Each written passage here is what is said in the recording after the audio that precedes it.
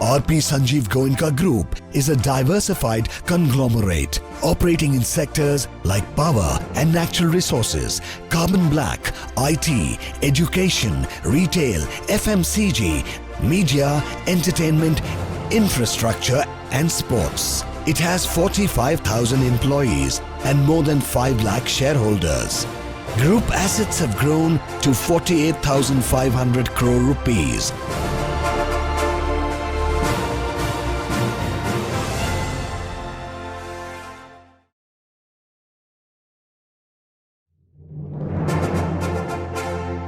RP Sanjeev Goenka Group is a diversified conglomerate operating in sectors like power and natural resources, carbon black, IT, education, retail, FMCG, media, entertainment, infrastructure and sports. It has 45,000 employees and more than 5 lakh shareholders. Group assets have grown to 48,500 crore rupees.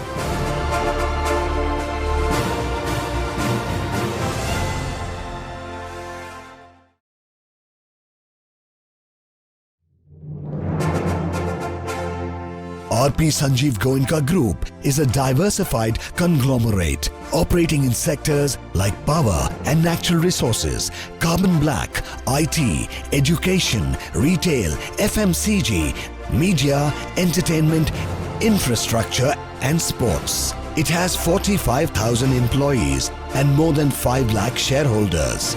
Group assets have grown to 48,500 crore rupees.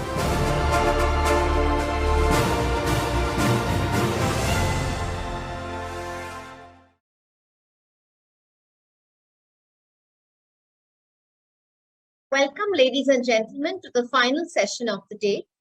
Before we begin, I would request you all to kindly be on full screen mode for better resolution and visibility. This session will be taken by Mr. Vikram Mehra, Managing Director, Saregama India, wherein he will be sharing the business overview of the company.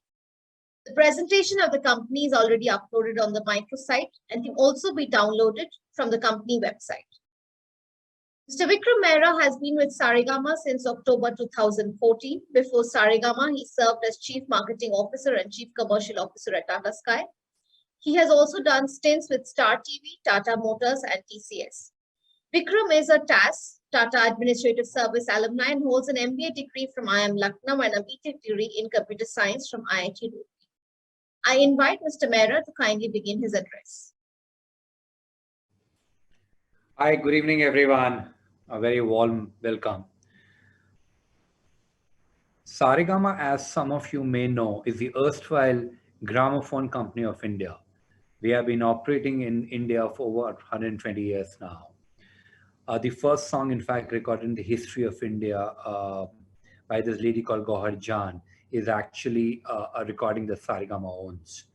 For the largest part of the 20th century, we had close to a monopoly status in our country. We, in fact, were the only major music label who were acquiring film music and non-film music across 23 different languages in India. And this status continued for a very, very long time.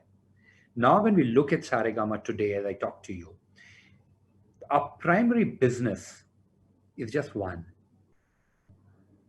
Create or acquire content and then monetize that content IP on an exclusive or a non-exclusive basis by licensing it to third-party platforms or doing it ourselves. We are in no other business today. We are not a services company. We don't make content for other people. We make content for ourselves and retain the IP. We have no interest to be a television channel or a radio station. Those are not the businesses we are. We are very good at creating and monetizing IP. We used to be that. We currently practice that in future also.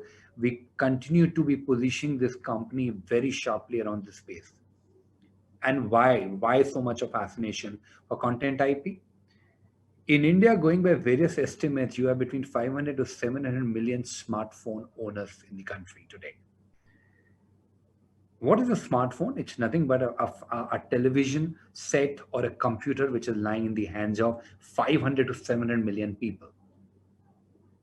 Combine it with one of the cheapest data in the world. Even if the rate of prepaid goes up, as some of the telecom operators are suggesting that they will take the prices up, even then, it's one of the cheapest data source, cheapest data anywhere you can find in the world. And now combine this with this increasingly new habit of Indians following the Asian practice of never being away from the phone. In the good old days, when we used to be idle, all we used to do right now is to daydream. Today, whether the younger generation or people as old as me or even older than me, if we are ever left 5 minutes free, the first thing we do is to pick up a phone and start watching some content on that phone. What does that mean? That means there's that much more video consumption or audio consumption going on. If I'm in a train, if I'm in a bus, chances I'm listening to audio. If I'm sitting out there in the train comfortably or waiting at the reception of a company or sitting in a car, chances I'm going out there and watching video. We refuse to be ever alone. Combined with another social habit which you're copying now, the Western world, not the Eastern world. In 20 years ago, when TV used to be watched at home, the entire family used to come together to watch a piece of content.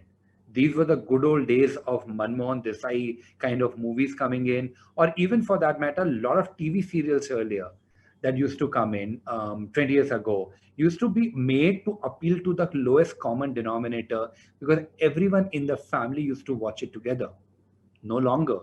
Now it's perfectly okay for you and for me and my wife to sit in the same room and watch two different pieces of content.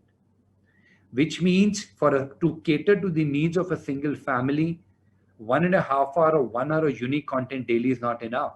Maybe we now need 3 to 4 hours of daily content because children have different needs and they're very happy not watching the TV along with their mom and dad, who themselves are not going to be watching right now with the grandmom and granddad. All this means there will be a massive need for content in the days to come ahead. We have taken a call when there's be such a big need for content. We want to be at the heart of the solution, which is content IP. We don't know which technology is going to work tomorrow.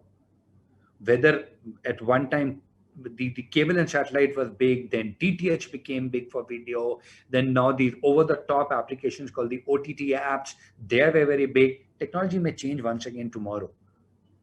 LPs were big, then cassettes became big, then CD, now streaming.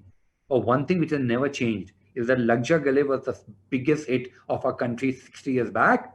It was yesterday, it is today, and chances are the next generation may be working at my company and trying to talk about the company will still keep on quoting about Lag Ja Gale. That's the beauty of great content. And Saregama wants to take the lead position there. The company is broadly divided into 4 verticals. We have the music licensing business. This is the erstwhile HMV part of ours, where we acquire or create music IP and then license it to various platforms on a non-exclusive basis. The second vertical of the company, which is relatively younger, is people create content for digital platforms, video content, either in terms of digital films or digital series. While we retain the IP, we create this content and license it to these platforms on a 3 to 11 year license period basis. We typically don't make films for theater, we make it more for the digital platforms. The third vertical is an old business of ours. We are the largest and I think the most successful content creators for Sun TV. The flagship channel of theirs right now, which is Sun TV Tamil. We at any particular time have 3 serials of ours running on those channels. In fact, the TV program, which has been the top rated program in terms of TRPs for the last 18 months, is a program called Roja, which is produced and owned by Saregama. The obvious question is, why are we making TV serials? We are making TV serials for the single reason that our business relationship with Sun TV allows us to retain the IP of the serials that we people make. So there's a common link which is going across all. Music, we retain the IP. Digital films, digital series, we retain the IP. TV serials, we retain the IP. And then license it out. The fourth vertical is where we go direct to the customer to monetize a music IP which is Carvaan, which is a retail business that we have within the company. I'll touch let me spend more time on the first vertical, which is the biggest vertical, the music licensing. World over, music licensing business has grown up substantially for two reasons. One is that piracy is dying. Earlier days, it was very normal for everybody to go out there and download music from these pirated sites. That's the reason music industry got destroyed between 2000 or 2010 were very difficult times for the industry. Because people like you and me used to go to browser. We used to type www.songspk.pk or songs.pk and download illegal music from there. And it was very difficult for IP owners to monitor this, because the server where the infringing music used to sit very often was based either in Afghanistan or in some part of African or Latin American countries where we had no jurisdiction. 2015-16 onwards, something changed. Most people started moving towards smartphones. The good thing with smartphone is that we no longer, if you have to access any content, we no longer type www. We just go and launch an app. What's the benefit of the app? Now, since we consume content through an app, so if there's an app which is infringing into Saregama's IP, we don't need to run to courts immediately. We first go to Google and Apple and tell them there are infringing apps as part of their store. And more often than not, these stores are ready to, they agree to our plea, and they throw those infringing apps out of the store, which forces most of these infringing apps either to remove a content or come for an official license. What does this mean? Access to illegal content is going away for majority of the people in the world. But there's a positive part also. So many new streaming apps have come up. In India, there are 9 streaming apps: Gaana, Savan, Airtel, Spotify, Amazon, YouTube Premium, Hungama, Resso, Apple. With 9 of these apps available in India and hundreds of these apps available globally, an average customer now finds it too painful to start looking for content through the pirated means. They find it so much easier to go out there to any of these apps right now and play any piece of song they want. So suddenly there's this carrot and stick part right now where piracy is becoming difficult and more painful for people, while access in terms of carrot is there for any song you want to hear at any particular time, which means IP owners like us are more and more now getting legitimate means through monetization of our IP. Nobody, or more or less nobody today, can listen to a song without a revenue stream coming back across to us. In fact, if I look at financial year 21, the year gone by, we had close to 100 billion times where an IP owned by Saregama was used by someone and that data point has come back to us. We on an average are getting 8 billion data points every month now. What is this? Somebody uses my song in its original format. Somebody does a remix version of that. Somebody uses the lyrics of the song. Every time you do any of this part right now, you need a license from our side. And technology investments done by Saregama enable us to find out that if in any part of the world on any app, whether it's YouTube or it's Facebook, it's TikTok or it's Instagram or it's Josh or it's Moj, you name these apps, wherever any part of our IP is getting used, either as original or remix, cover version, reinterpretations, any part of my IP is getting used, we are able to monitor it and ensure that the infringing party takes a formal license from our side. And that's the reason right now music industry is growing so rapidly. Globally, it's growing at 9.5% odd per year. In India, we have been seeing 11.5 to 12% growth year on year. Saregama's music business has been growing at 20% year on year. We recently did a fundraise with the singular objective of growing a music licensing business, not by 20%, but by around 30% year on year as we people start moving ahead. We want to invest aggressively in the acquisition of film music in Hindi, Tamil, and Telugu, and non-film music in Hindi, Gujarati, Bhojpuri, Bengali, Tamil, Telugu, Malayalam, Marathi, and devotional side. We are the only music label in the country which has got a pan-India play. Our biggest competitors typically play in one or two different languages only. We believe that the next round of growth of digital customers in India is not going to come from Bombay, Delhi's of the world or the bigger cities. It's going to come from the really small towns. It will be the Bareilly's and Badayus and Ujjains of the world from where the growth is going to come in. And something we have all learned right now over the last decade is smaller town, when you introduce entertainment to them, they love their Ranbir Kapoor and Shah Rukh Khan's content. But in the end, they are very, very close to content in their own native language. A music in native language or films in native language is very similar to maa ke haath ka khana.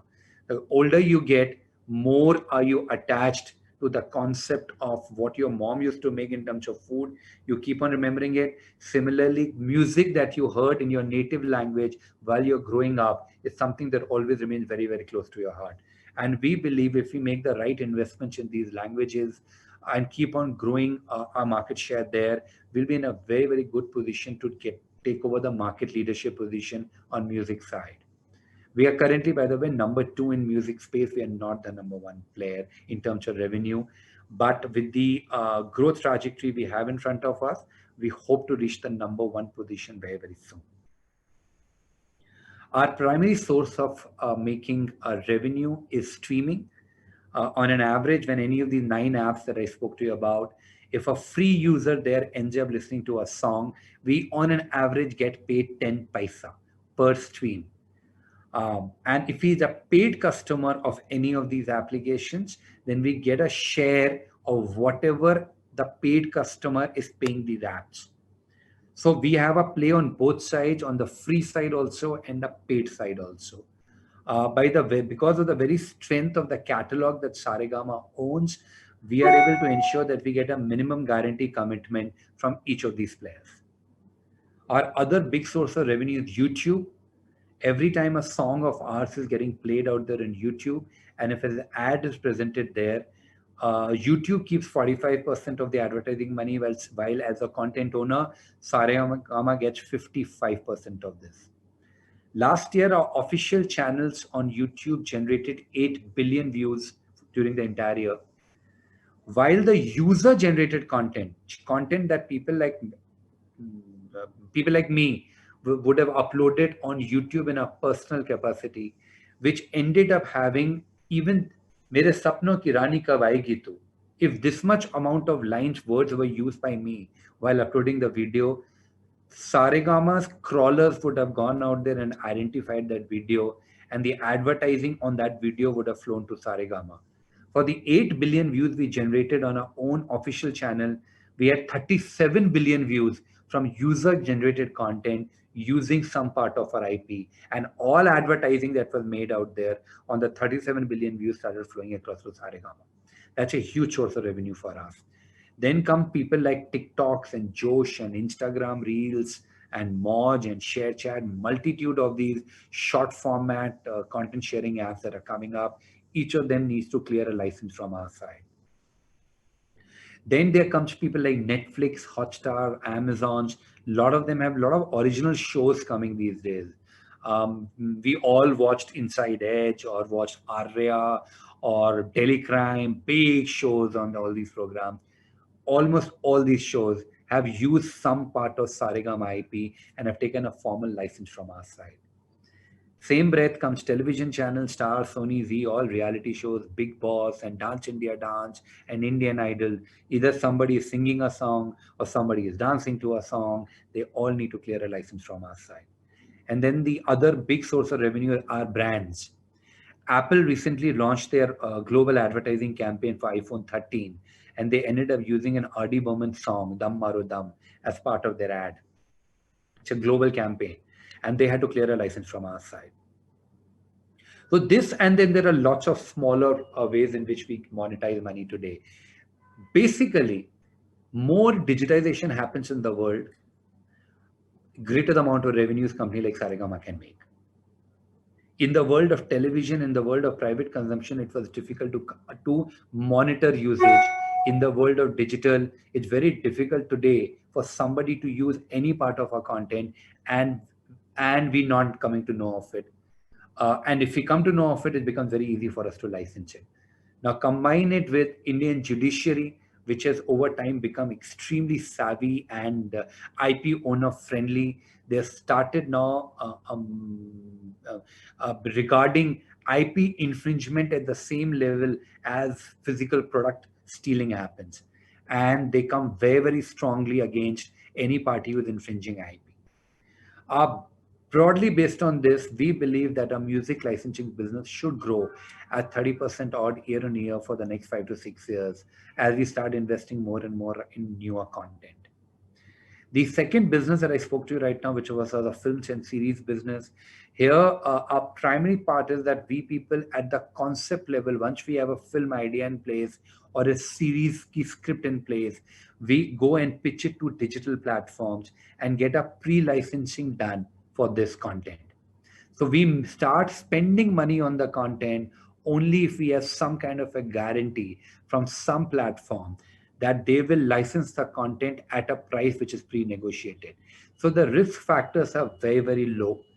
The only place where we take some amount of risk on films and series is in regional content. We are making Malayalam cinema, Punjabi cinema, and some of Marathi cinema. Here we are making the movie first. We are ensuring that at least 70% cost of that movie is already underwritten by our licensing the movie to a TV channel and to a digital platform. So we are taking risk only up to the extent of 30% on theatrical revenue of the cost of only these 3 language films. We have no intention ever to get into big budget Hindi films. That's not the space we understand or have any intent to get into.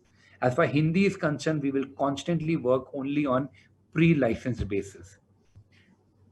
The television business of us, as I mentioned, we put up the television programs on Sun TV and then we sell advertising time, which is allowing us to go back and recover a cost and make some margin. On top of that, we also monetize this TV serial IP on things like YouTube and Facebook.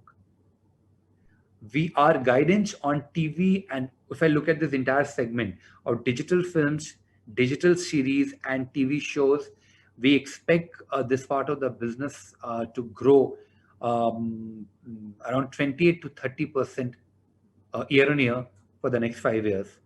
And this part of the business throws 15 to 20% gross margins. Our last part of the business is Carvaan. Carvaan was one of the products right now which actually invigorated the entire company. It gave a new lease of life to the entire company. We did extremely well for the first 2 years. The third year is the year right now where the last quarter was a problem because of COVID. The entire revenue got wiped out in the last quarter. First, because manufacturing could not happen in China, and then the sale could not happen in India. After the end of third year, which is FY20, we took a call that till the time COVID impact is not fully gone away and retail network is not fully open, we will not invest anything more on marketing or manpower on Carvaan. We committed to a break even, which we lived up to in financial year 21. In this year also, we are completely relying on consumer pull. We are not making any investments in the space of Carvaan. And we believe that we should be able to manage a break even for financial year 22 also. We as a company are extremely bullish on Carvaan. I think Carvaan satisfies this amazing insight that most people above the age of 40 to 45 give a lot of value to convenience. The whole idea that I can listen to music at the touch of a button is something that a lot of people who are middle age or older give a lot of value to. So we believe Carvaan still has a large potential for itself in front of it. We will monitor the situation in April 22 and see if retail networks are fully open, and as people start going back into to shop, that's a time we will look at once again pushing Carvaan. There's a lot of work happening on the meantime right now on the Carvaan development side. The product will be a very evolved product as we people go forward. Uh, while I say this, I also maintain we are not an electronics company. We also understand electronics business is a high single-digit margin business at best. But Karma has lots of additional benefits also when we people do not just top line and bottom line, but we are an IP company. If at any juncture we believe that our plan to monetize our IP through Karma is just not working out, we won't be shy from taking tough decisions if needed be. But at this juncture, we have every reason to believe that Karma has a large success story left in front of it.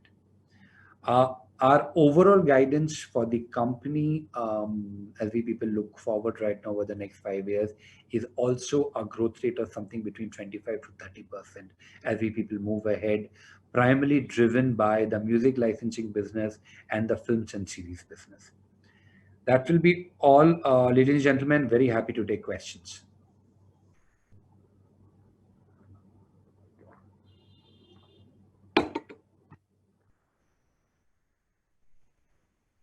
Thank you, Mr. Mehra. We will now begin the Q&A session. For this, I would also like to invite Mr. Deepak Jain, Interim CFO, Saregama India, Mr. B.L. Chandak, Executive Director, Investor Relations, and the moderator, Mr. Pankaj Kedia, Vice President, Investor Relations. Audience, you can either ask your questions directly by using the raise hand button, or you can type in your questions in the Q&A tab. Please mention your name and organization before asking any questions. I request the panelists to now kindly begin with the Q&A session. Thank you, Dolly. While we get the question key assembled, I would request Mr. Chandak to start with the questions which he have already received. Yeah, Vikram, I got one or two questions received. G. First one is Venus has been acquired by Paris-based organization Believe, G. and it has got Indian catalog of music and films. Do you see such international brands coming and acquiring other Indian labels? So you already have Sony and Universal who are active in the Indian market. Warner has recently opened up shop in Indian market. Do keep in mind, music business has got very high entry barriers. It's not easy for a new company to set up shop that easily, because what is the primary source of collecting music? In India, it's a film. Everywhere else in the world, music is known by the singer. In India, music is known by the actor or the actress on whom music is picturized. So all of us go to film producers to acquire films, music. Even if I'm very active and I go end up acquiring 100 films during the year, the catalog that I'll end up building is only 500 songs. I need to do it for a decade to get a library of 5,000. So the foreign guys coming out here in the Indian market are constantly faced with these two challenges.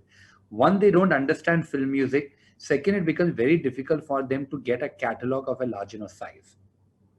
And there are very few catalogs available in the market which have got large sizes here. There are only two left apart from the top two guys.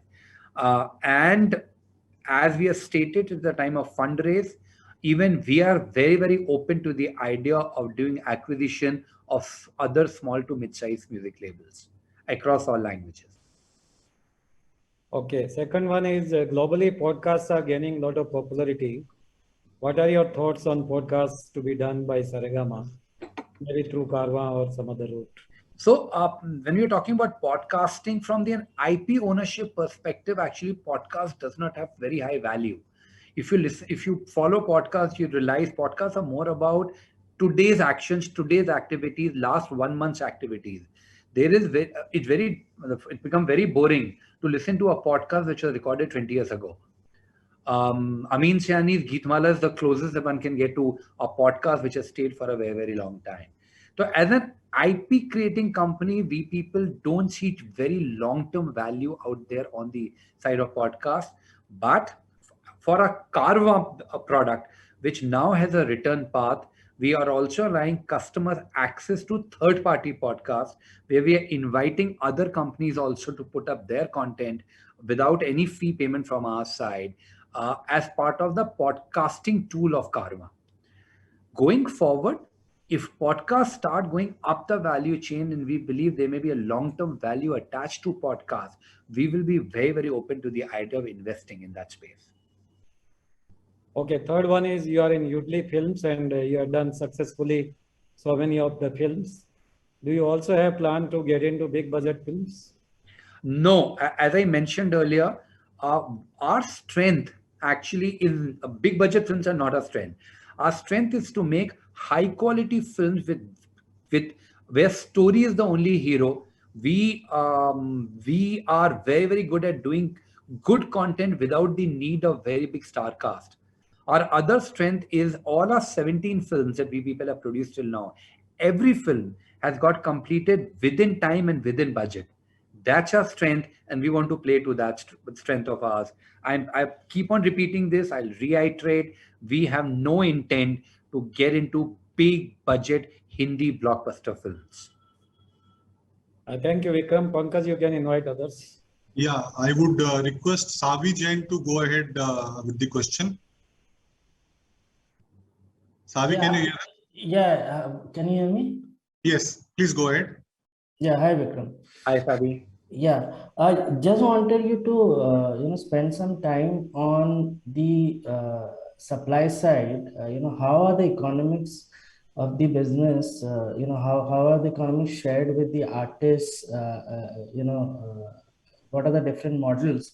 And I think there's a huge difference as compared to, say, the Western market, where artists get a disproportionately larger share of the of the revenues that come to the publishers. So how is it in India? And also, if you can, if there is a difference between artists who are very popular, say like the likes of, say, Badshah, is it different with these artists as compared to, say, some of the catalog music where probably you don't share anything? Okay, so let me clear lots of doubts that you have in your head. Let me start from scratch here. Music that we acquire in India can be done in two ways. The primary way is film music, which is the biggest source of of listenership and revenue for everyone. When we are buying film music, what do? We go to a Sanjay Leela Bansali or a Karan Johar who's producing a film. We go and buy our rights from the production house. When the production house sells the rights to us, they sell the rights of the song, lyrics of the song, composition of the song, music composition of the song, and the music video attached to it. So if there is a Ranveer Singh dancing out or an Akshay Kumar dancing on a song, I also get the standalone exploitation rights of that music videos. In this case, we have no direct connection with the singer, composer, or the lyricist. All three of them do their deals with the film producer. Film producer does the deal with us. In the case of film music, Hindi film music, the deal structure is that we people pay a minimum upfront money to the film producer. Suppose that is X crore. This X crore is written off in our books over a period of 6 years.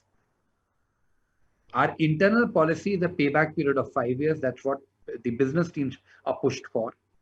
Once I have recovered the entire cost that I have paid upfront, both from a content perspective and marketing perspective, once I have recovered the cost is the hurdle rate. Once I have crossed a hurdle rate, then I get into a royalty sharing with the film producer. Film producer may have his own deals going on out there with the singer, composer, and the lyricist. We don't get into that part at all. That's the structure of Hindi film music.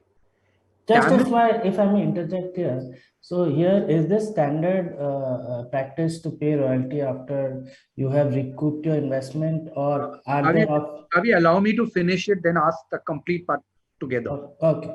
Right? So that's a Hindi film music.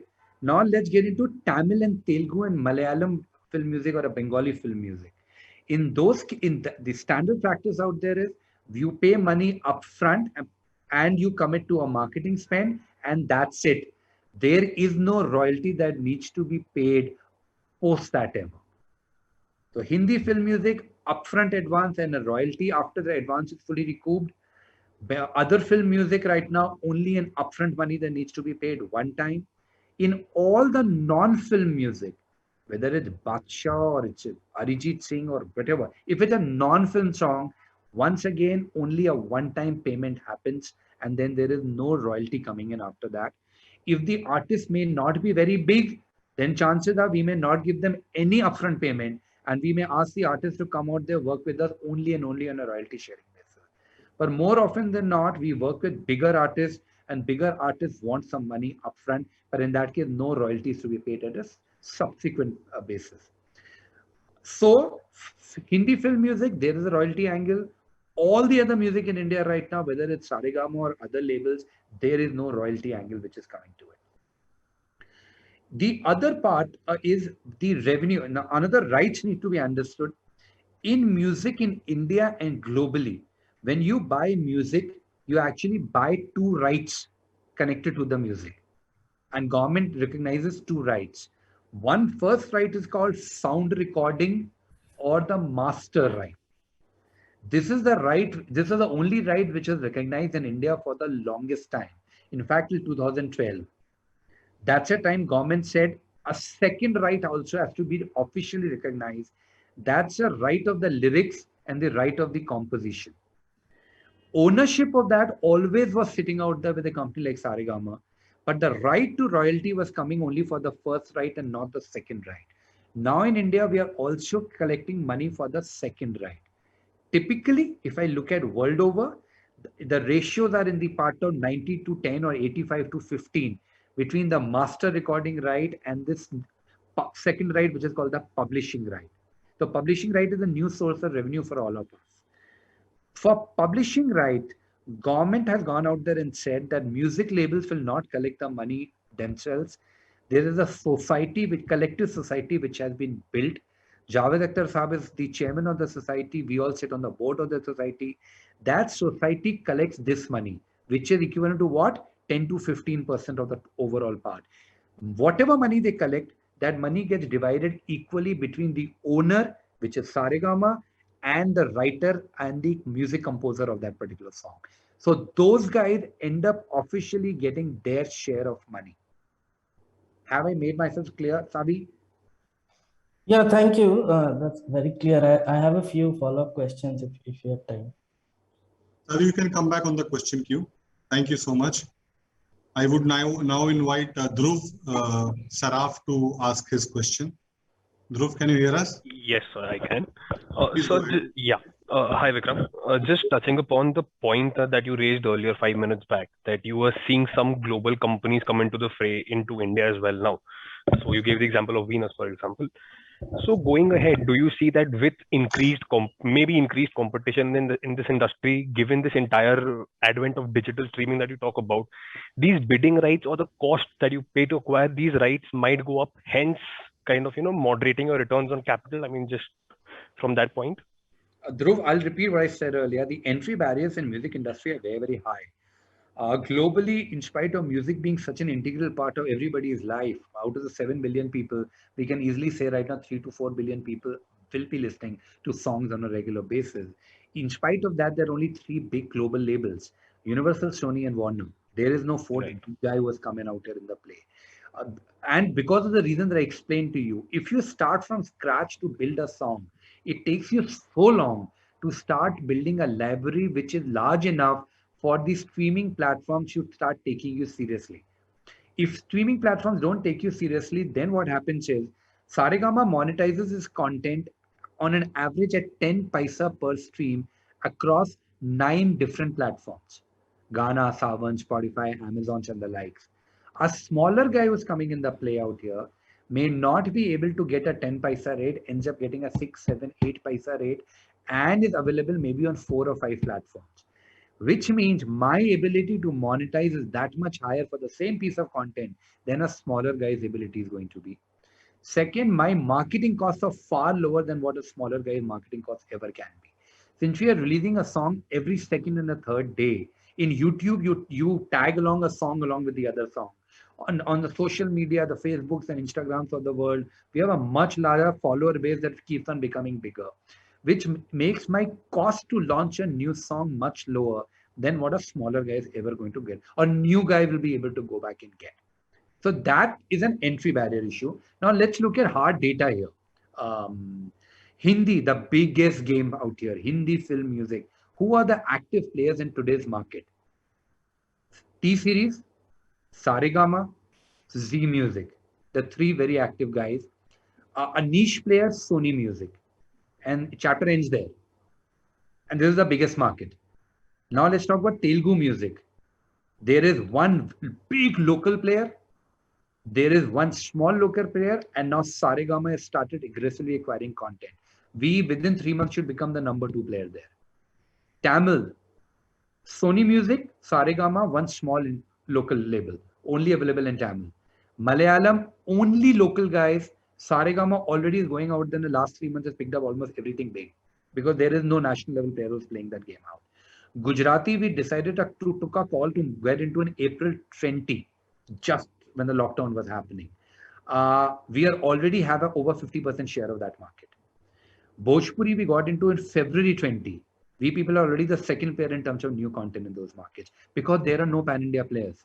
For you to become a for you to enter a market, you need catalog of that particular market.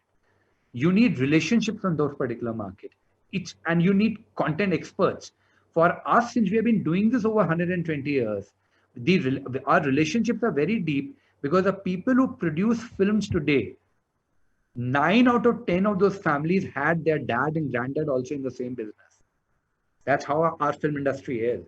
Saregama required music of granddad's film also and dad's film also, and hence we have existing rapport, existing financial relationship going on with them.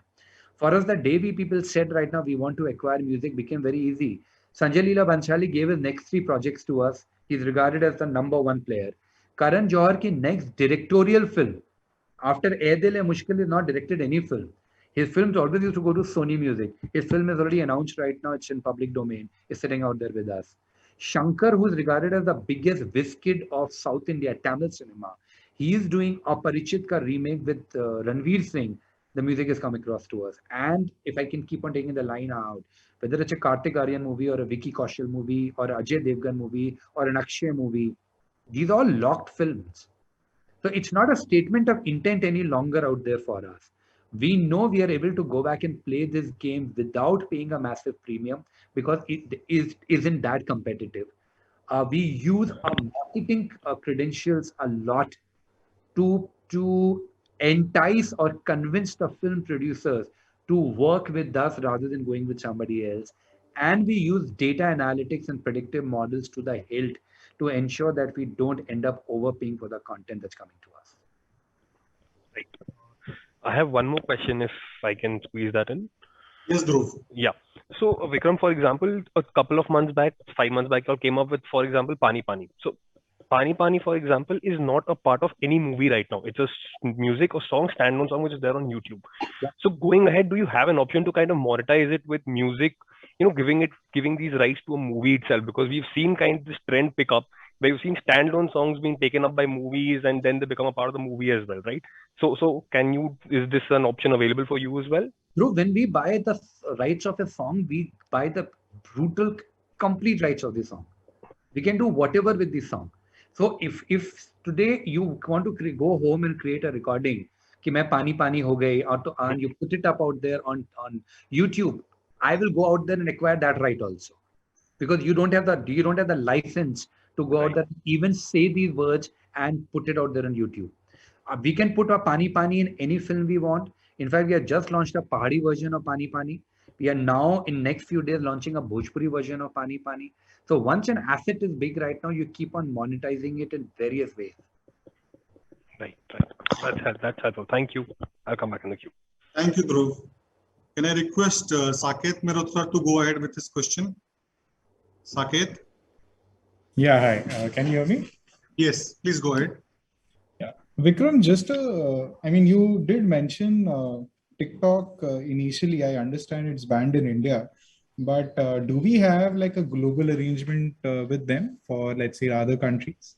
We don't just respond to specific deals. Okay. But what I can assure you right now, there is no short format app which is using our content but does not have a license from our side. All I right. can tell you. Thank you, Saket. Can I invite Anika Mittal to go ahead with the question? Anika? Hello, can you hear me? Yes.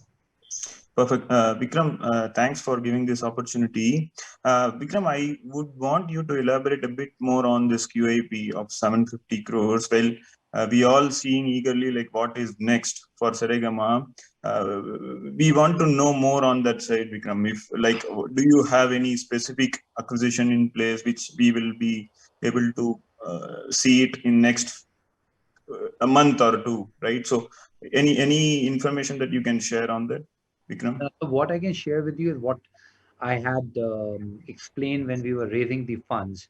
The primary reason for the fundraise was that we want to get more aggressive in new content acquisition. The new content market is something around 700 to 750 crore if I look at the next 12 months. This is the cost of all the music that will come in the market that we will like to go bid and buy. We want to pick up 30 to 35% of this content that will be coming out across all languages. That's the primary place right now where these funds are going to get utilized. Second, we are very seriously looking at a lot of these smaller music labels in various languages that had cropped up from late 90s to 2015.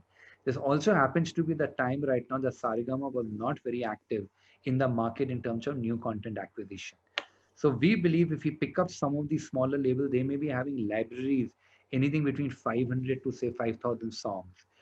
One, we will be able to monetize this far better than what those labels are able to do today. And secondly, they plug in the gaps that we people have across our catalog. So those are the two areas in which majority of the funds are going to go. What I had said earlier, I want to reiterate it. We have the other three verticals of the company, Carvaan, films and series, and TV serials. They have no fund requirements right now. These 750 crore is not going to be deployed there. Okay. And one more question, Vikram. See, while we have that comprehensive catalog, which is like around 70% on retro, right? Considering our library. So do you have any aggressive step to cover more and more new age music? Like when you see our population, right? If you see majority are below 35 or 45, right? So do you have any strategy where we can cover that core group by exciting music? But I think I just told you that right now. The whole point of fundraise is that we want to acquire between 30 to 35% of all music that will get released in India over the next 12 months and so forward. So we are fully aware of the fact that though we have the largest and the most fabulous catalog in this country, we don't have enough new music. And if we want to keep this company active in 2050 and 2070 also, we need to aggressively invest in newer content, and it's financially remunerative also to invest in new content. So yes, we are investing in Hindi film music, new Hindi film music. I took the examples also, whether it's Bell Bottom, which just got released with Akshay Kumar, Sanjay Leela Bhansali's Gangubai is coming up in the month of February. You have Shankar's movie coming with Ranveer Singh. You have Karan Johar's movie coming with Alia and Ranveer Singh. You have Ajay Devgan's Maidan coming in. You have Mahesh Babu's next picture coming in. You have Nani ke two projects coming in. You will have Dhanushka project coming in. So you are talking about, and I'm just naming the A category stars whose film's music is getting acquired by us. It so happened that the biggest hit of calendar year 2021 is a song called Pani Pani by Badshah. That song, as of 30th September, had crossed 2.3 billion views on YouTube and close to, I think, 150 and 160 million streams. It is the biggest hit. It so happens that it belongs to Saregama. So we are investing heavily on non-film side also. Hindi, Bhojpuri ke andar, we have got multiple 100 million plus YouTube songs. Gujarati on the new content, I'm sitting on a 50% plus ka share. So this company is going to become as savvy, and it already is, in terms of new content as it is in terms of the catalog one. Perfect, Vikram. I think it is very interesting and exciting. Thanks for the opportunity. Thank you, Anika. Can I request Mr. Garg to go ahead? Mr. Garg?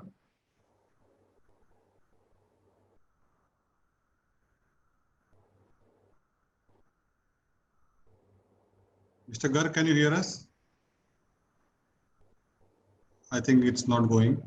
Can I request Mr. Suraj Fatehchandani to go ahead?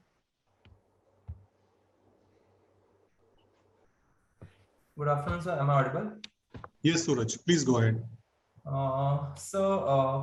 My only question was regarding the OTT platform. So, do you see any competition from the OTT platforms when they, record the music by themselves?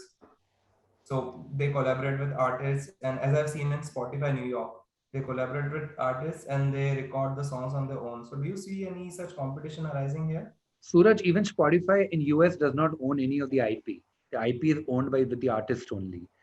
That market is an artist-driven market, while India is a more film music-driven market. Globally, since you are talking about a specific platform, there was a time that platform was looking into creating IP on its own. Exactly. There was a Yes. very serious pushback that came from all the three big music labels. And now there's a clear understanding and truth that platforms there are not investing in new IP on music side. While labels are not getting into the platform business, we are seeing something similar happening in India. Two of the platforms here thought of getting into IP on their own.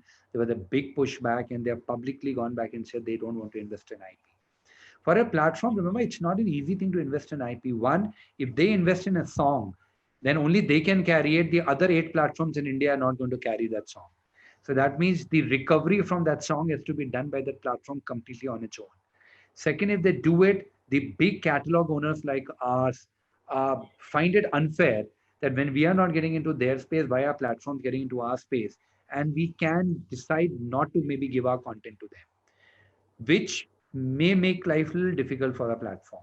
I think there's a very decent and a nice truth. Platforms don't get into IP creation, IP creators are not getting into platforms. Got it, sir, got it. And regarding, sir, your movie business, so across all kinds of movie business, say Hindi, say regional, your budget would be the budget as stated in con calls? Yeah, actually, I've never very explicitly stated budgets out there. But yeah, it's all single digit of crores. That's all I say. Yeah, perfect. Thank you. Thank you, Suraj. Vikram, I'll read out few questions which have come on the Q&A tab. Sure. Are you looking out to acquire libraries or small active players in the market? As I mentioned, yes. You had mentioned that Saregama gets paid approximately 10 paisa per stream in the free tier. How has this 10 paisa per stream trended over the last few years? Is it increasing or decreasing? The per unit economics are not changing. What is changing is the number of unique people who are using the streaming platforms and number of songs that they hear month on month basis. Both are going up substantially. Thank you. The next question is, are our regional songs in languages such as Gujarati, Bhojpuri, Bengali, etc. available on platforms like Amazon, Ghana, Savan, etc.? If yes, what is the revenue share for these songs?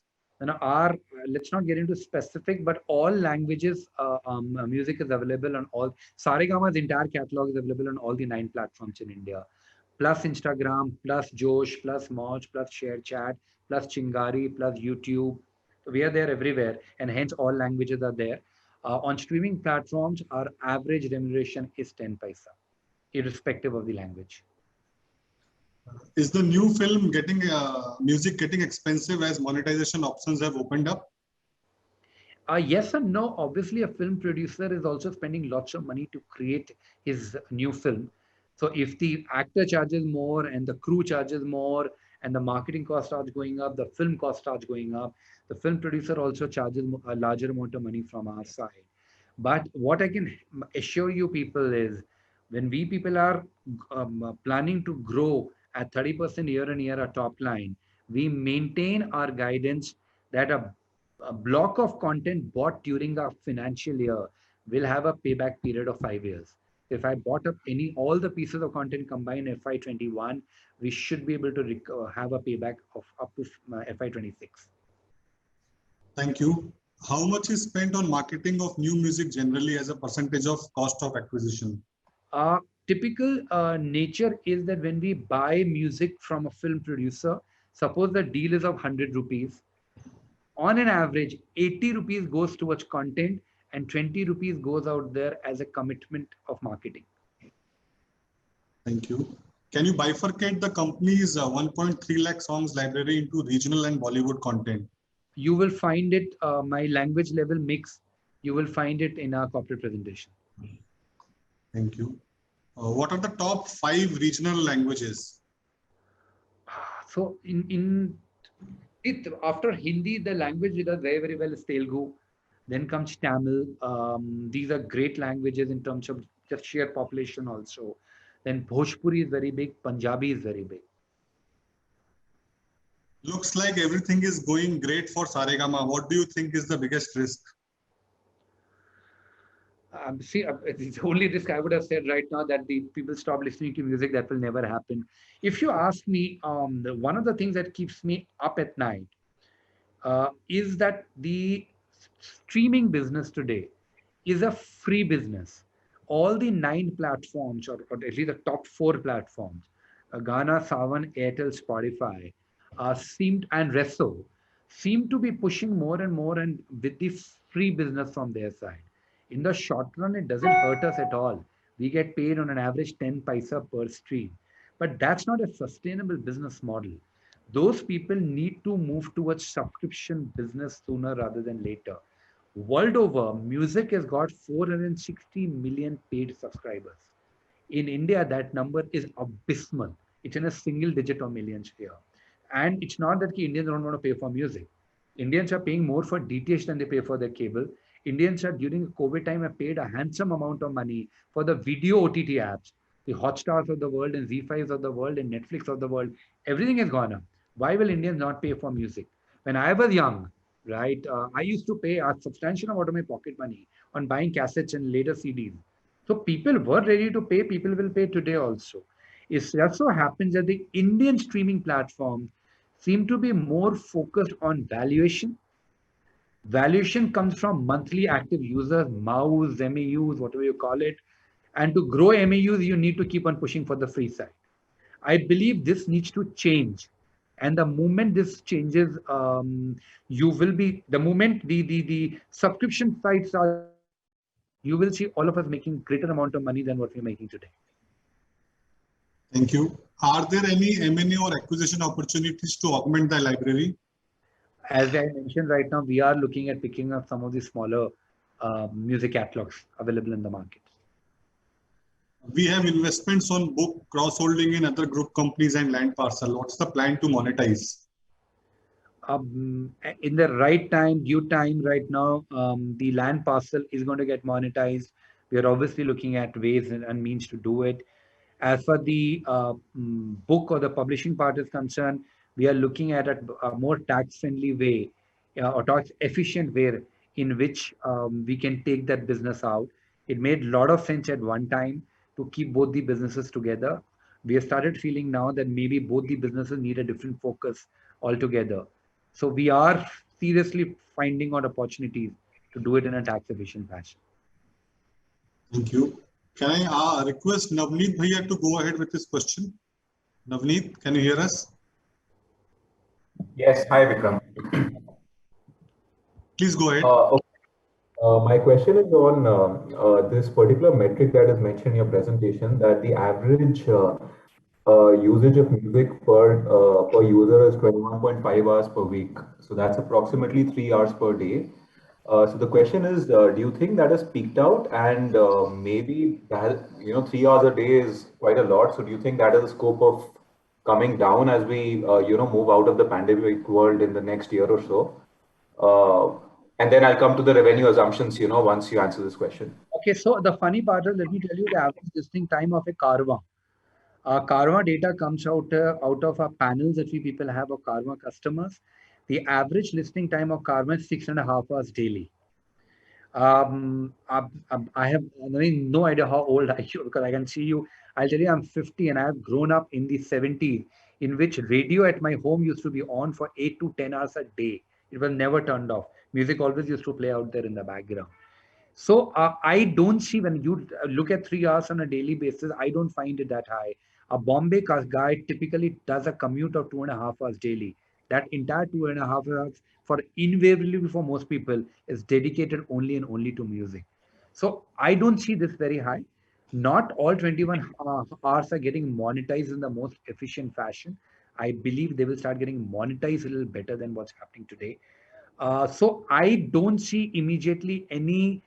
And you made another comment right now on the COVID part. If you talk to Ghana and the Savans of the world today, they will say that their music listening went down during COVID because the maximum music listening happens outside home and not within home. Also, because when we are within home, if my wife and I are there, chances are we'll end up listening to the same song. If we both are out, we listen to two different pieces of music, so it increases the amount of unique listening. So if anything, post-COVID, you're going to find the numbers going up further, and that's a very obviously to us. We get daily, monthly data points on the usage of our songs across all platforms. We are seeing month-on-month increase happening. So as an industry, the prime driver for growth for the entire industry, okay, this is not Saregama, is it more users or is it more time per user? At this juncture, more user. Okay, so if the industry is to grow by, let's say, 15% CAGR, you would say 80% of that would be through more users. Yes, more user, and most importantly, right now, for the big monies to start coming in, beyond the 30% I spoke to about was Saregama's growth. For us to start growing at 50 or 70% kind of a number, the industry has to move from advertising driven to subscription driven, which has happened in every part of the world. You to talk to Spotify, they will tell you they're frustrated that other Indian players are refusing to move towards subscription. That's the only reason subscription is not taking off. The day subscription takes off, and understand the maths here.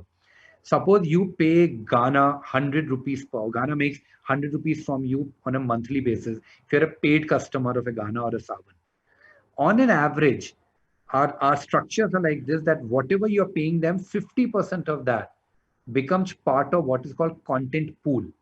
तो अगर आपने 100 दिए तो content pool 50 का बना. Now let's assume you're a heavy listener of music and you listen to 100 songs on a monthly basis on Ghana alone. Then also every song becomes worth 50 paisa. Today, if my average is 10, you're talking of 50. Suppose you came at a discount, you never came at 100 rupees per month, you came at 50 bucks per month. Even then we make 25 paisa. It's a 2.5 times of our revenue. So the biggest driver in future, according to us, which is not factored in as part of a 30% growth part, is subscription. Okay, thank you. That was my question. All the best, Vikram. Thank you. Thank you, Navneet. Mr. Venkatesh Subramaniam, can you go ahead? Hi, Vikram. Nice to catch up with you again. So I just a little bit of crystal ball gazing, say 5 years hence, and technology, India growing, 5-7 years hence, where do you think Saregama could be? The only projection I'm making right now on a 5-year basis, without factoring in any upside coming out of subscription business, is 30% CAGR. In terms of top line, you mean? In terms of top line. No, in fact, I was not even keen on the numbers per se. I'm saying as Saregama will be still a digital music entertainment company, or would we also, of course, we do videos. Would you also get into other forms as a company? Do you think we will be, for example, would you get into news OTT, for example? No. So we will not get into news OTT. That I can assure you. We will be in the more conventional form of entertainment IP. The nature of the IP keeps on changing. Earlier it was only music, then it became music and TV serials, then it music, TV serials, digital web series, digital films. We are also looking at live events around the world of music. We are looking at talent management around the world of IP that we people are creating. So that's a space we want to be in. Would you get into actually acquiring content of inspiring speeches, podcasts, etc., those kind of content? Because a lot of people are into listening to all that. Absolutely right now. Any IP which has got a long-term shelf value, whether audio or video, we are very keenly looking at both from the point of view of acquisition and creation. Remember, right? I've just commission Bhagavad Gita in English language. We have a great Bhagavad Gita in Hindi, which is one of the top sellers for us, both on YouTube as well as Carvaan. We are getting an English version done. So there are various, we are also looking at right now, can we get parts of Mahabharata done in various languages and put it out? Right. So we are not limit. We have this content on every festival of India about why is the festival celebrated, what is the vidhi of the festival, what is the folk story which is going behind the festival. Right. We have, and all the music which is connected to the festival because we already own it. Perfect. Okay. Second question is on Carvaan, which is how big can Carvaan be in 5 years' time as an exclusive product category across India, and can Carvaan be transported to the to a global scale? So I see. Let's have this conversation 1 year from now. We have very clear plans right now going on Carvaan. The entire retail network shutting down and really put us back because Carvaan is a touch and feel product. If I tell you that I'm giving you 5,000 songs, the first response is, why do I need Carvaan? Everything is available on YouTube and Ghana and Savan and Spotify. Which it's when people press that button and suddenly they start getting Mohammed Rafi or Kishore Kumar's song running back to back, the choices collection. That's where magic happens. With retail network being shut, we could be very few people ended up sampling the product. So product numbers went down. I want to see 6 months of normalcy coming in before we tell you which way Carvaan is going to be moving. We believe Carvaan in India also got a massive potential. The moment you start getting into the Lucknows and Kanpurs and Bareillis and Badayus of the world, the whole idea of access to music at the touch of a button, where you are not dependent on anything right now, even if there's no power, there's a 6-hour power battery backup sitting in here. I think it's an amazing part. Now combine it with the new age stuff you're going to be seeing right now, which is voice activation. You will like Amazon Echo, you can talk to Carvaan, podcasts being available out here right now on demand. And there are lots of other frills all coming in. Once again, working on the concept that it is about the convenience of access rather than content alone. So we are bullish. I can't comment on right now because anything I say at this juncture does not make sense. I want to see retail markets opening up first. Totally. Okay, but as a concept, can Carvaan be taken internationally? Yes. Yes. Are we in dialogue right now? Yes, we are. Even in India, if you see right now, we launched it as a Hindi music product. Right. The biggest selling version of Carvaan is Carvaan Mini Kids, in which there are nursery rhymes and there are stories and there are mantras. That product is now outselling in terms of units, not in terms of revenues, because it's a smaller version of Carvaan. It's outselling most of the other variants. Even in Hindi did well. We moved to Marathi, we moved to Bengali, we moved Punjabi, Tamil, Telugu, Malayalam. And the Malayalam variant is doing far better in Dubai than it does even here.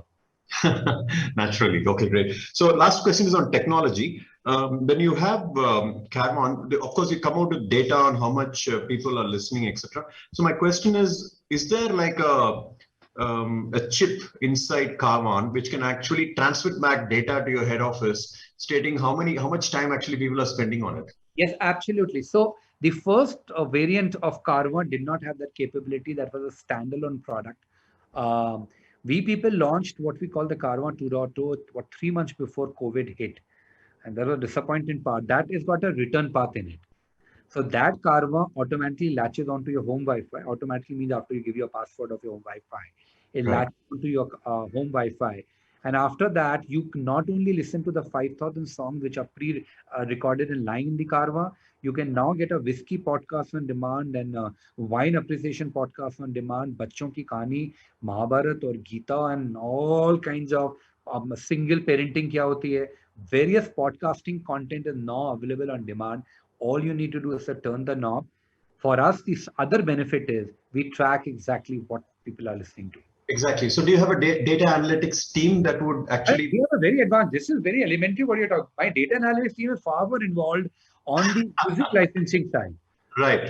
We really fancy ourselves right now on the data analytics side. If you come to me and tell me you have a new movie, you're a film producer, you have this movie, these are 5 songs. For every song, I'm going to ask you your lyricist, composer, singer, actor, actress, choreographer, a music director, blah, blah, blah. You give me the names. I already have predictive models right now which can go back and tell us that if this is the combination which is there, what is the probability of success and how much money can we think of making in the next 3 years. Every song which is released in India over the last 36 months is part of my database now. And this is not Saregamas, everyone across 23 languages. Every song is tracked every day on YouTube and Savan. So we now have models getting created out here, which can tell us that which mood ka song, which actor ka song, which actor actress ke romance ka song, which singer composer ka combination does how well. Fabulous, fabulous. Thank you. That's all from me. Thanks. Thank you, Venkatesh. Vikram, I have an interesting question. How do you define if a song is hit or flop, and why should a flop song be amortized over a span of years? So what is a hit and a flop song is very, very debatable. Our overall concept is very, the day we people take the song, nobody knows what's going to be happening there. If it's a big music album, imagine like Gangubai, the next Sanjay Leela Bhansali film that we picked up, releases in February. Apart from us, nobody has heard the songs. It's not in public domain. But we have already used the information that Gangubai is coming and Saregama owns Gangubai as part of our renegotiations, which all these six renegotiations have happened in the last 6 months with TV channels or streaming platforms. We have factored in Gangubai ka release as part of the escalations that we have taken. So some advantage has already been taken and out of it right now. The moment the song gets released, chances are that the song will keep on making money if it's a hit song. Remember the songs that were released before 1960. Before 1960, over 60-year-old songs, the revenue from that block has been growing between 24 to 29% year on year for the last 4 years. The music of 60s is growing at over 30% year on year for the last 4 years. So music has got a very, very long shelf life going in. And then, मैं आपको एक और गाना बताता हूँ. एक गाना है, दो घूंट मुझे भी पिला दे शराबी, देख फिर होता है क्या. Now, this is an Asha Bhosle song of 70s. It was a good song, but is it one of the best songs that we people have? No, it isn't. For whatever reason, on Instagram, this song started trending, and then Madhuri Dixit did a reel on this song. Nothing to do with us. Somebody picked that song, it became stylish out there. We caught that trend. We immediately did a remix version on that and put it out, which has now become the third biggest hit of Saregama for the calendar year. So or Ludo करके picture आई है अभी recently. उसके अंदर there was a song है ओ बेटा जी ओ बाबू जी. Now ओ बेटा जी ओ बाबू जी भगवान दादा पे picturized गाना.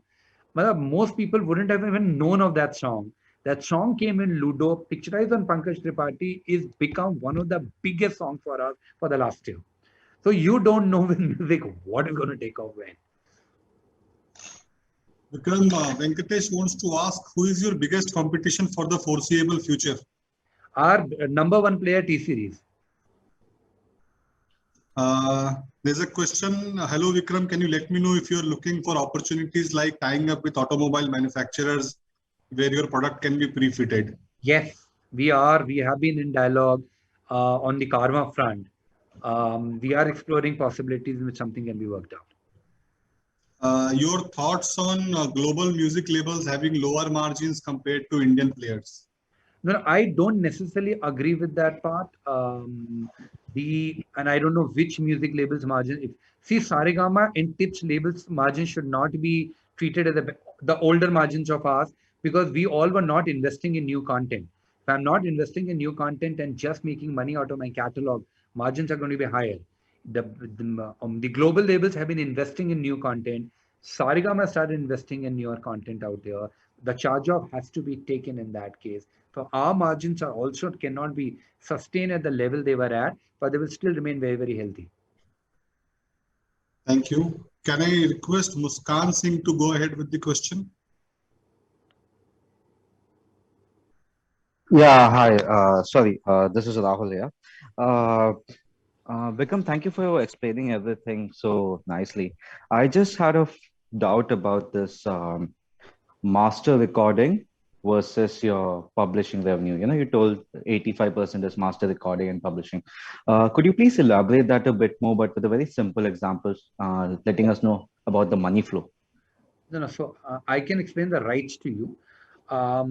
If I take a song like "Mere Sapno Ki Rani Kab Aayegi Tu," sung by Kishore Kumar, if when you listen to that song, the whichever platform is, suppose the Ghana wants to put this song up, "Mere Sapno Ki Rani Kab Aayegi Tu," they need to clear 2 licenses. The license ownership of all, both the rights are sitting with Saregama. The Saregama first right is the master recording right, which is the actual song. When they play that song, they need to clear the master recording right from Saregama. We charge them a fee. They have to also go to IPRS, which is the Collective Collection Society. They issue the license for the use of lyrics and the use of composition, which is inherently part of the song. Since Saregama owned these rights, Saregama assigned these rights to IPRS. IPRS issues the license right now on behalf of Saregama. Whatever money it collects, it gives 50% to Saregama. Master recording, 100% to Saregama. Second right, 50% comes to Saregama, 50% goes to the composer and the lyricist. Okay, thank you, Vikram. That's clear. Just this fee that you talked about, master recording as well as the other thing, is it like a one-time fee that you give initially for each song? No, so the 10 paisa that I spoke to you about right now is nothing but master recording. Ah, okay. Now it's clear. Thank you so much. Thank you, Rahul. Can I request Keval Asher to go ahead? Hi Vikramji, thanks for giving good insights. So I had one basic question. So sir, we were very aggressive in 90s while acquiring music. From 2000 to 2015, we haven't been that aggressive. Yeah. Currently, our major revenue is coming from the past songs which we have, right? So that's the recurring revenue that we are getting. But since we've missed the 2000 to 2015 period, do we see that in coming 10 years, we'll face a bit of lag in terms of revenues? No. So I see no reason it can't be worse off than what we already are. Because remember, right now I have no new content. At least I don't have any content between 2000 and 2015. Hopefully, when we are looking at the story at 2030, the definition of new content will be between 2020 to 2030. And we will have 30 to 35% share of that. I can't run away from the fact that we have gaps in our content library. We are very clear we don't want that gap to become bigger. We want to go back and at least going forward, there should be no gap. In fact, we should have the leadership position while also constantly looking at opportunities to plug this gap by picking up the smaller labels which may have some library connected to this period. Understood. And one more thing is that we have raised funds for acquiring content for the next 5 years, right? So do you see this as a thing where we need to take debt or dilute equity for acquiring music? No. Or will we do it from internal accruals also? Well, from year 4th onwards, our understanding is year 4 versus year 5, the internal accruals are going to be more than enough for us to satisfy our need to acquire between 30 to 35% of all new content. We just need a jump start at this moment. Currently, also remember, we were not acquiring any content. We started acquiring small pieces amount of content. Movies like Ek Ladki Ko Dekha To Aisa Laga, Total Dhamal and kinds. All that gave us enough amount of push that today our internal accruals are enough at least to take care of 15 to 20% of new content share if I want of the new content. Since we want to be more aggressive than that, that's the only reason we raised funds. It will give it a jump start, and year 4, year 5 onwards, accrual should be enough. That's great. And what about the payback period? Do you see in the new content you will acquire? We are maintaining our guidance of 5 years. And the last question is that who would be your target audience for Karwan? Since we have Spotify, Sound, and all on my phone, so who would be your target audience, and why would one buy Karwan? So, do you have anybody at your home who is Karwan? I have my grandparents who used to use Karwan. So anybody who is 40, 45 plus, people of my age group, are going to be very, very happy because of the convenience that Karwan offers.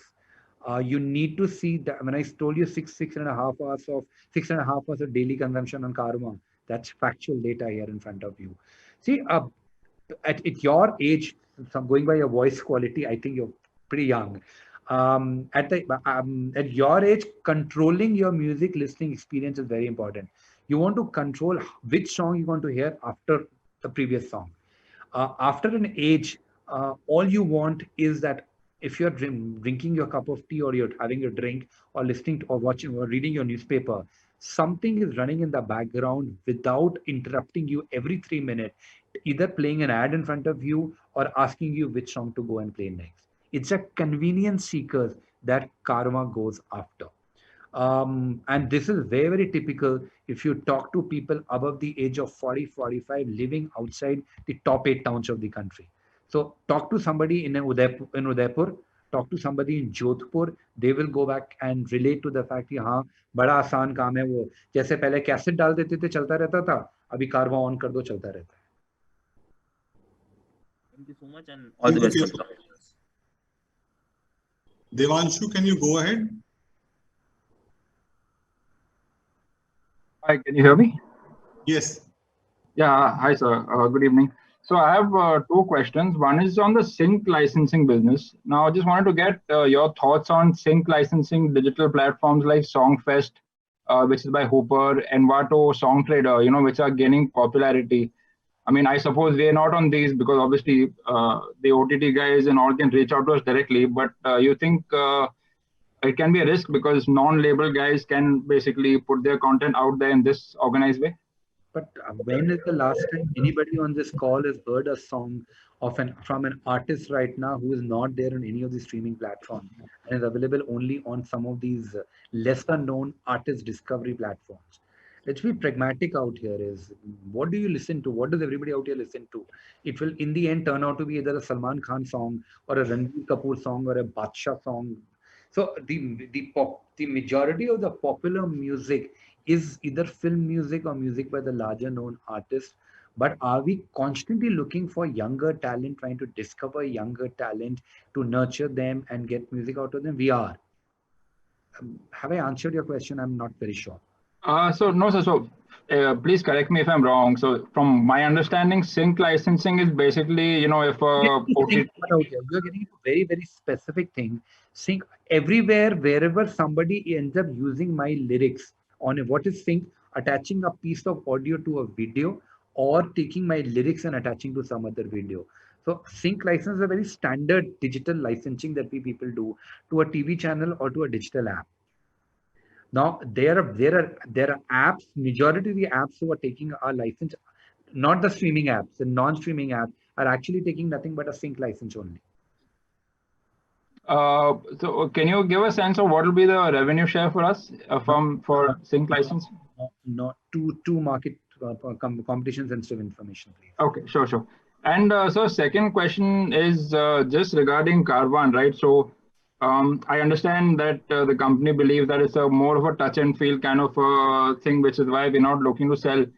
But would you say that you have pretty much milked all the opportunities there is that you can, position it as a gifting idea, which is why you're waiting for retail platforms to open up so that the end user, which is the people 45 plus, as you have targeted, actually go out and see, or your younger guys can go online and easily buy it as a gifting option. So just your thoughts on this. Even before COVID, when gifting was at its peak and Carvaan started touching 900,000 units, digital was not contributing much. It was still the physical. Even the son and the daughter wants to go out there and touch the product before they decide whether they can give it to their dad or mom or not. It's the retail stores which have always been generating much higher revenue for us.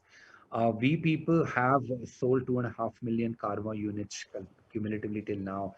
I don't think we are anywhere even near reaching a position of saturation. But as I said, we don't know today.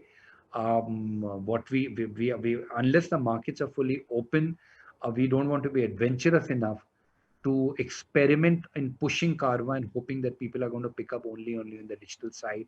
Once we are confident that people like you, me, and our parents are ready to walk into outlet without any fear, that's the time we'll test the waters. Right now, whatever sale you are seeing is coming completely from organic pull. Sure. Got it, sir. Thank you and all the best. Thank you. Thank you, Devanshu. Can I request Aditya Nahar to go ahead? Aditya, can you hear us? Hello? Yes, Aditya, go ahead. Sir, I don't think I can hear you. Just give me a second. Something's wrong with my computer. We can hear you.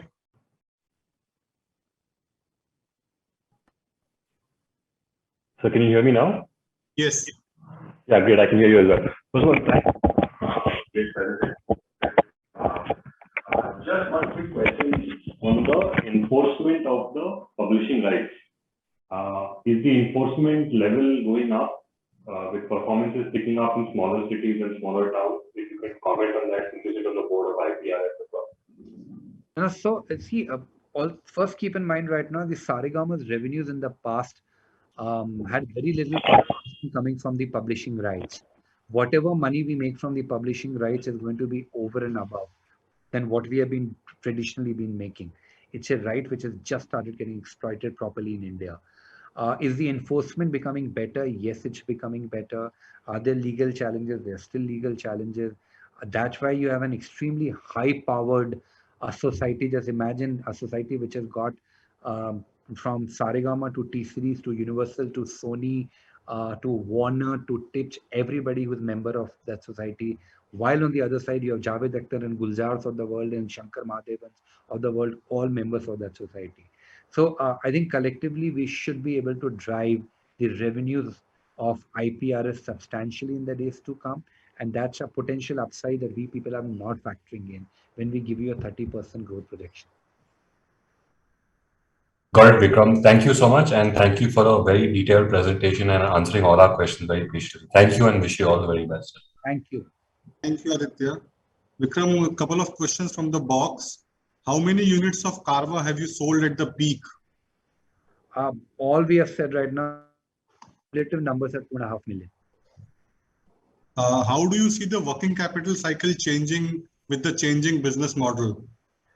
That's too generic here. All the three verticals of ours behave in different fashion. On the music side, when we people acquire music, we typically have to give a token amount in advance. While the majority of the outflow happens only when some movie is getting released or the songs are getting released. When we license our music to people, we typically take money upfront in advance, either for a month or for a quarter.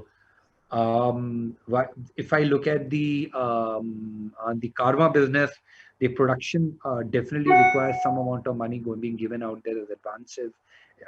While on the sales side is the conventional durable distribution model which gets used, because ours is cash and carry. All our distributors who are picking it up, Carvaan from our side, have to pay the money upfront in advance. Where all the modern retail typically works on some amount of 30 days grace period or something. I think we people offer them. So has anything changed dramatically because of last 18 months? No. Thank you, Vikram. We will take the last question from Savi Jain, which is a follow-up participant. Savi, can you go ahead? Yeah, hi, Vikram, can you hear me? Anji. Yeah. So just continuing on the discussion earlier, so on the royalty bit, you mentioned that after you recoup your investment, you start paying a royalty, to the producer of the movie.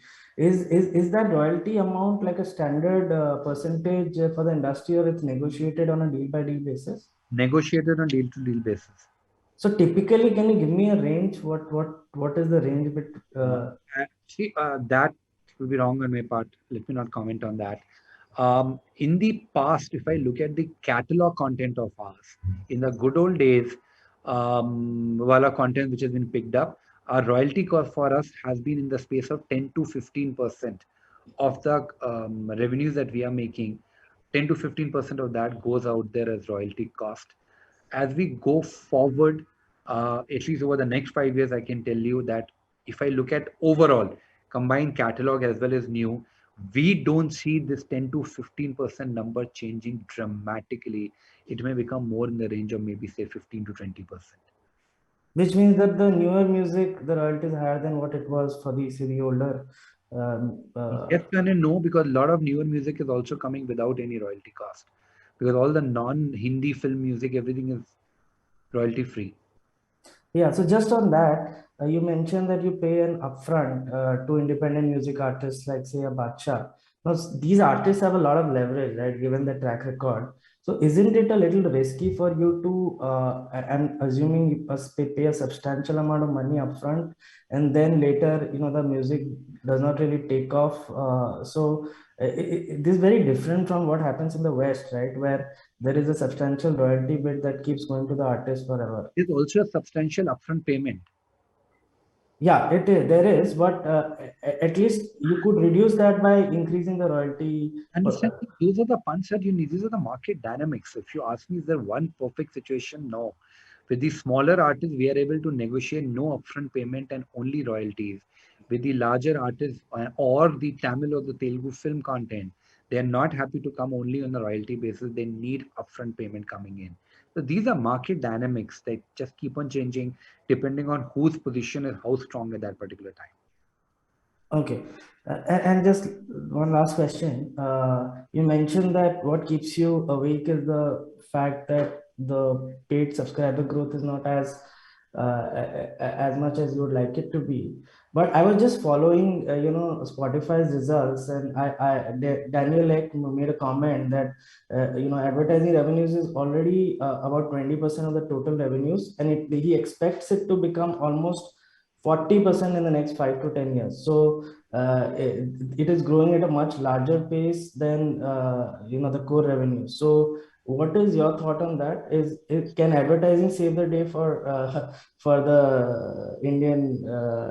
So I have read the same comment out here of his, and for the moment it made me very, very happy that listen, advertising is a great savior. Sorry, I'm not. What I'm going to say now is more of my personal view here. I have my entire career built on subscription business.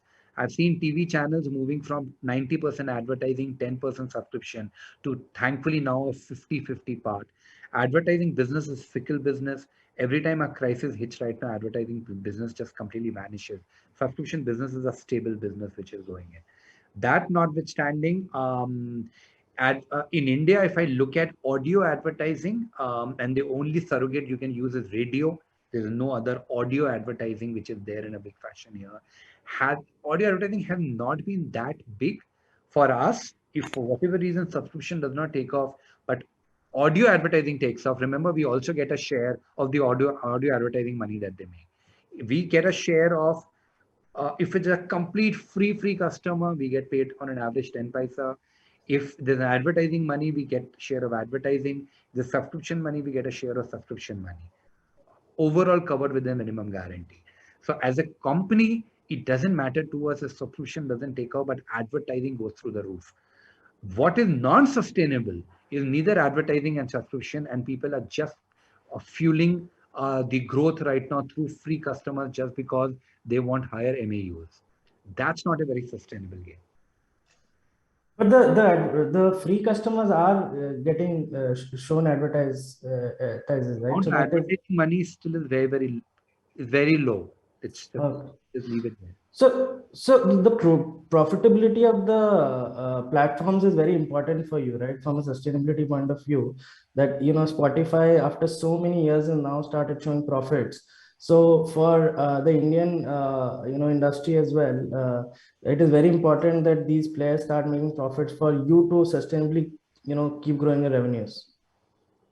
Yeah, absolutely. So listen, at the end of the day, somebody has an unlimited supply of money and they keep on paying us our 10 paisa throughout. I don't think anybody cares. And they may be, because the difference is that Spotify is a standalone OTT operator, while Airtel and Jio have a telecom business also going along with it. So it may so happen right now that some of these platforms may decide it doesn't really matter if one value-added service is not making enough amount of money, as long as suppose the overall telecom play. The only pure play guys out here are Ghana and Spotify. Right. Thank you, Savi. That was the last question, Vikram. Very enriching discussion. Now I will hand over to Dolly for closing the session.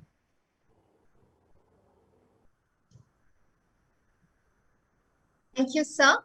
Thank you everyone for your questions, and thank you panelists for such an engrossing session. Tomorrow, the conference will begin at 10 a.m. We will be having 4 sessions throughout the day. You can view the sessions by logging into the microsite and clicking on the live sessions tab. We close the session now. Thank you, everyone. Good night. Thanks. Bye-bye. Thank you.